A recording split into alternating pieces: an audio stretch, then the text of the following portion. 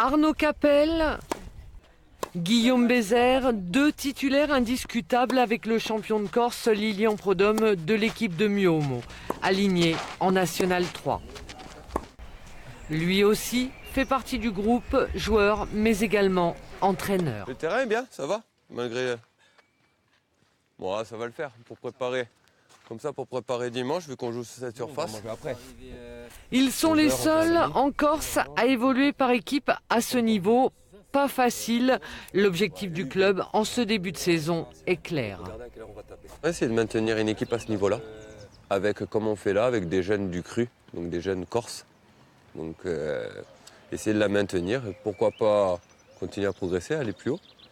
Et voilà, essayer de maintenir cette dynamique, voilà, de tourner autour d'une équipe qui doit avoir une moyenne d'âge d'une vingtaine d'années.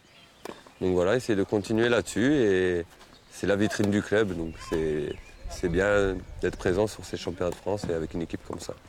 C'est presque un tour de force d'avoir réussi à hisser l'équipe première à ce niveau et d'y être pour la deuxième année consécutive.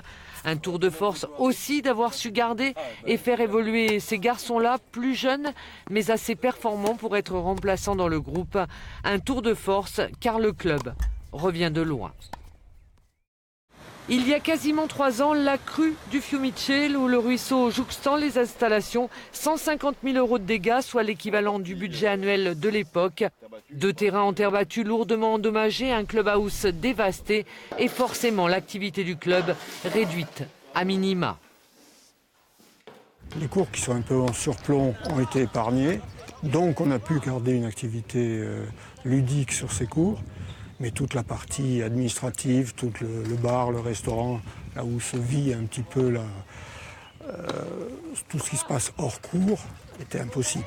Qu'est-ce que ça a eu comme incidence en termes de licenciés?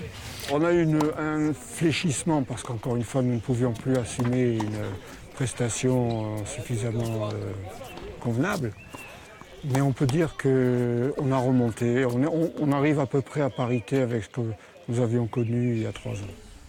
Le clubhouse a été retapé, il peut à nouveau accueillir les licenciés. Des aides de la Fédération française de tennis, de la Ligue et de partenaires privés ont permis de remettre en état les 2 cours en terre battue. Fin d'une transition difficile à vivre.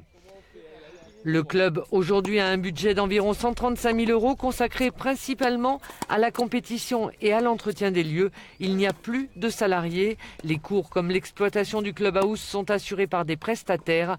Dans l'adversité, le plus vieux club de tennis de la région bastiaise a su se donner une seconde jeunesse. La réfection des cours en dur est prévue cet été.